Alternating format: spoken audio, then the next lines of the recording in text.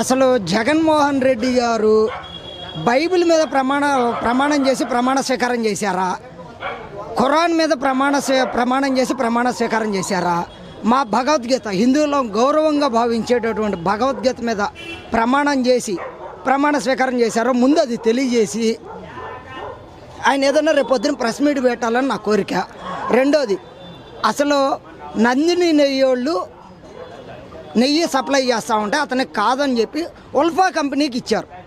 దాని అర్థం ఏంటి అంటే మీరు జంతువుల మాంసం కలిపి హిందూ మతాన్ని అది వెంకటేశ్వర స్వామిని జోలికి వెళ్ళడం అనేది చాలా తప్పు. అది క్షమించరాని నేరం. వైవి సుబ్బారెడ్డి ఏదో 45 సార్లు శబరిమల వెళ్ళి వచ్చి పాపాలు చేయడం ఏమన్నా ఉందా? ఆయన అసలు ఒరిజినల్గా క్రిస్టియను. అతనికి టీటీడీ బోర్డు చైర్మన్ ఇచ్చారు. అసలు బోర్డు చైర్మనో తెలీదు, కమిటీ మెంబర్ అనడం కూడా తెలీదు. అసలు ఏం చదువుకున్నావు? లెవెన్ రెడ్డి నువ్వేం చదివావు? అసలు నువ్వు మాట్లాడే మాట కానీ భావం కానీ అసలు ఏమన్నా అర్థం ఉందా? నేను Hyderabad Begumpet first class student అని చెప్తావు. అసలు మాట్లాడేటప్పుడు కొద్దిగా స్పష్టంగా మాట్లాడండి. ఆ స్క్రిప్ట్ రాసినోడికి చెప్పండి, ఒత్తులు లేని పదాలు రాపించుకోండి. ఒత్తులు ఉన్నటువంటి పదాలు రాపించుకొని మీరు ఇబ్బంది పడద్దు. రేపు పొద్దున మమ్మల్ని శారీరకంగా హింసించద్దు.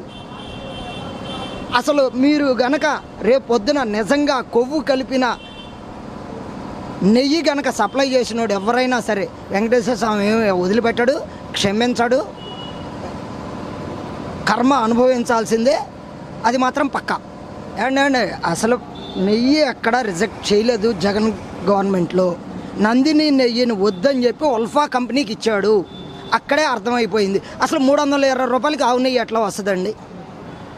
అంటే ఏం కలిపి పంపిద్దామని చెప్పి వాళ్ళు 320 రూపాయలకి ఇచ్చారు. నందిని నెయ్యి గవర్నమెంట్ది. లాస్ వచ్చినా లాభాలు వచ్చినా కానీ భరాయించగలిగే కెపాసిటీ. ఒక ప్రైవేట్ వ్యక్తి లాస్ను భరాయించగలడా? అంటే 320 రూపాయలకి నెయ్యి వస్తుందని మరి మాకైతే తెలీదు. మీకేమన్నా తెలిస్తే ఎక్కడ దొరుకుతుందో కొద్దిగా చెప్తే మేము కూడా తెచ్చుకుంటాం. డాల్డా కానీ 200 రూపాయలు ఉండదు. మరి అట్లాంటిది ఆవు నెయ్యి 320 రూపాయలు సప్లై చేశాడు అని అంటే దాని అర్థం జరుగుతాయి, జరగకుండా ఏముండవు. కాకపోతే వెంకటేశ్వర స్వామి క్షమించాడు. ఇంకా బోల్డ్ బయటకు వస్తాయి. ఇప్పుడే మొదలుపెట్టింది, 100 రోజులే అయ్యింది. ఇంకా బోల్డ్ బయటకు వస్తాయి. 1, 2 కాదు. నాకు తెలిసి ఈ జగన్మోహన్ రెడ్డి ఈ 5 ఏళ్లలో 5 లక్షల కోట్లు సంపాదించుకున్నాడు.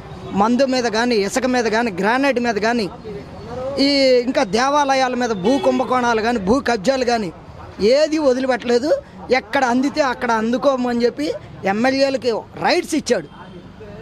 కాంట్రాక్ట్ పద్ధతిలో ఒక్కొక్కళ్ళు ఎంత ఇస్తారు, మీకెంత నాకెంత అనే విధానంలో దోచుకున్నారు.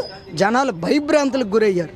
అందుకనే తెలుగుదేశం కానీ, జనసేన కానీ, బీజేపీ కూటమికి 164 సీట్లు వచ్చినాయి.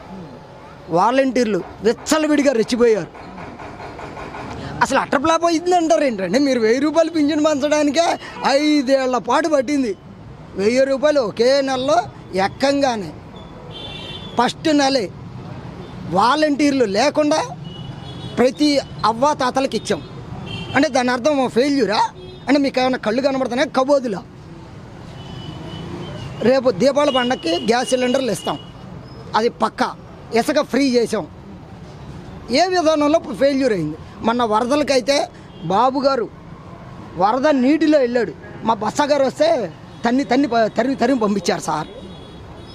మరి ఫెయిల్యూర్ అంటారేంటి? ఏ లెక్కన పలానా ఫెయిల్ అయ్యారని చెప్పండి సార్. మీ చీపు లెక్కర తాగి మందు, దరిద్రపు మందు, దౌర్భాగ్యపు మందు, ప్రపంచంలో ఎక్కడా దొరకనటువంటి మందు తాగి యువత ఎంత ఆరోగ్యం చెడగొట్టుకున్నారో మాకు తెలుసు. మీ మందు కూడా పారద్రోలి. మంచి మందే రేపు వస్తుంది. అసలు తాగడమే తప్పు. కాకపోతే మా దౌర్భాగ్యుడు జగన్ దరిద్రుడు మందు తాగి చాలా అవస్థలు పడ్డారు. ప్రపంచ దేశాలే ఆంధ్ర వైపు చూసి పెట్టుబడులు పెడతానికి వచ్చారంటే దాని అర్థం ఏంటండి? ఏమండి, ఎవరో ఏదో అనుకుంటా ఉంటారు. అసలు మీ దగ్గర ఉన్నటువంటి కార్యకర్తలు కానీ, నాయకులు కానీ నిలబెట్టుకోగలిగారా? అంటే మీ విధానం నచ్చకే కదా వెళ్ళిపోయింది. అంటే బాబు గారు విధానం నచ్చి వెళ్ళారా, లేకపోతే అధికారం కోసం వెళ్ళారా? రేపో మాపో ఎమ్మెల్సీలు కూడా బయలుదేరుతున్నారు. ఎమ్మెల్సీలు కూడా తెలుగుదేశంలోకి రావడానికి ఏర్పాట్లు చేసుకుంటున్నారు. 26వ తారీఖు సామినేని ఉదయ్ భాను గారు జనసేనలోకి వస్తున్నారు. ఆయనతో పాటు కిలారి రోసయ్య గారు, తోట త్రిమూర్తులు గారు కూడా వస్తున్నారు. ఇంకా మిగతా ఎమ్మెల్సీలు గ్రంథి సీను గారు, బోల్డ్ మంది నిన్ను వదిలి వెళ్ళిపోతున్నారు. ముందు అది కాపాడుకో. ఆ తాడేపల్లి ప్యాలెస్లో వీళ్ళని బంధిస్తావో లేదంటే వదిలేసి నువ్వు ఒక్కడివే ఒంటరిగా ఉంటావు. నీతో పాటు తోడు ఉండేది సజ్జల విజయసాయి రెడ్డి తప్పితే ఇంకెవరో ఉండరు. మీ తమ్ముడు దేవి అవినాష్ కూడా ఉండడు. మీ తమ్ముడు అవినాష్ కూడా నీ వెనకాల ఉండడు. రేపో మాపో అప్రూవ్గా మారడానికి ఏర్పాట్లు చేసుకుంటున్నాడు. అది అందరికీ తెలిసిందే. ముందు మీ నాయకుల్ని మీ వాళ్ళని కాపాడుకోండి చాలు.